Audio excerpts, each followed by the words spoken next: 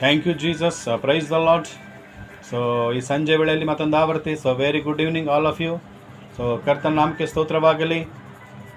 ಈ ಸಾಯಂಕಾಲ ವೇಳೆಯಲ್ಲಿ ನಮ್ಮ ರಕ್ಷಕನ ಯೇಸು ಕ್ರಿಸ್ತನ ಕೊಟ್ಟಂಥ ವಾಗ್ದಾನ ವಚನ ನೋಡಿಕೊಳ್ಳೋಣ. ಲೂಕನ ಬರೆದ ಸುವಾರ್ತೆ 10ನೇ ಅಧ್ಯಾಯ 41ನೇ ವಚನ. The book of luke chapter 10 words 41.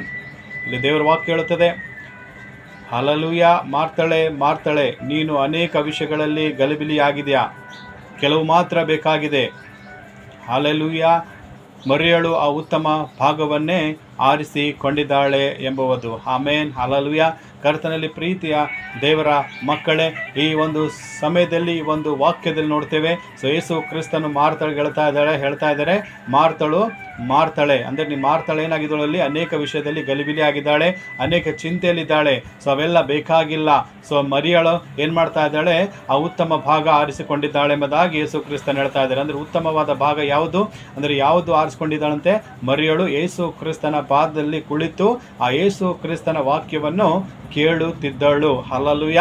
ಈ ವಾಕ್ಯ ಕೇಳುವಂಥದ್ದು ಏನಾಗಿದೆ ಎಂಬುದಾಗಿ ಸೊ ದೇವರಲ್ಲಿ ಹೇಳ್ತಾ ಇದ್ದಾರೆ, ಅದು ಉತ್ತಮವಾಗಿದೆ ಎಂಬುದಾಗಿ. ಕರ್ತನಲ್ಲಿ ಪ್ರೀತಿಯ ದೇವರ ಮಕ್ಕಳೇ, ಇವತ್ತು ನಿನ್ನ ಜೀವಿತದಲ್ಲಿ, ಇವತ್ತು ನೀನು ಯಾವುದೇ ಕೆಲಸದಲ್ಲಿ, ಯಾವುದೇ ಚಿಂತೆ ಗಲಿಬಿಲಿ, ನೀನು ಗೊಂದಲದಲ್ಲಿ ನೀನು ಸಿಕ್ಕಿಕೊಂಡ್ರೆ ಅದೆಲ್ಲ ಬೇಕಾಗಿಲ್ಲ ಎಂಬುದಾಗಿ ದೇವರು ಹೇಳ್ತಾ ಇದ್ದಾರೆ. ಇವತ್ತು ನೀನು ಆ ವಾಕ್ಯವನ್ನು ಕೂತಿ ದೇವರ ವಾಕ್ಯವನ್ನು ಕೇಳುವಾಗ ಇದು ಉತ್ತಮ ಭಾಗ ಎಂಬುದಾಗಿ ದೇವರ ವಾಕ್ಯ ಹೇಳ್ತದೆ. ಯಾಕಂದ್ರೆ ಮರಿಯಳು ಏನು ಮಾಡಿದಳು? ದೇವರ ವಾಕ್ಯವನ್ನು ಕೇಳುತ್ತಾ ಇದ್ದಾಳು. ಇದು ಉತ್ತಮ ಭಾಗ್ಯ ಆಗಿದೆ ಎಂಬುದಾಗಿ ಯೇಸು ಕ್ರಿಸ್ತನು ಹೇಳ್ತಾ ಇದ್ದಾರೆ. ಅದಕ್ಕೆ ಅರ್ಥದ ಪ್ರೀತಿಯ ದೇವರ ಮಕ್ಕಳೇ, ಇವತ್ತು ನೀನು ನಿನ್ನ ಜೀವಿತದಲ್ಲಿ ಮೊದಲನೇ ಸ್ಥಾನ ದೇವರ ವಾಕ್ಯ ಓದುವುದಕ್ಕಾಗಿ, ಆ ದೇವರ ವಾಕ್ಯ ಕೇಳುವುದಕ್ಕಾಗಿ ನೀನು ಸಮಯ ಕೊಟ್ಟರೆ ಆ ಉತ್ತಮವಾದ ಭಾಗ ಸೊ ದೇವರಿಗೆ ನೀನು ಕೊಡ್ತಾ ಇದೆ ಎಂಬುದಾಗಿ ಸೊ ದೇವರ ವಾಕ್ಯದಲ್ಲಿ ಸೊ ನಾವು ನೋಡುತ್ತೇವೆ. ಅದಕ್ಕೆ ಕರ್ತನ ಪ್ರೀತಿಯ ದೇವರ ಮಕ್ಕಳೇ, ಇವತ್ತು ನೀನು ಕೂಡ ನಿನ್ನ ಜೀವಿತದಲ್ಲಿ ಇವತ್ತು ಅನೇಕ ಗಲಿಬಿಲಿ, ಆ ಗೊಂದಲ, ಆ ಚಿಂತೆಯಲ್ಲಿ ಮಾರ್ತಾಳಂತೆ ನೀನು ಸಿಕ್ಕಿಕೊಂಡಿದ್ದಾರೆ.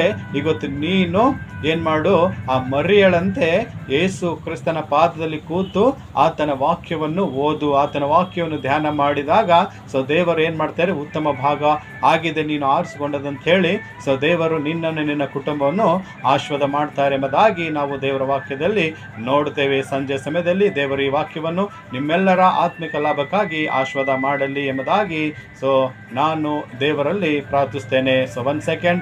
May God bless you and your family. Amen. Thank you Jesus. Praise the lord.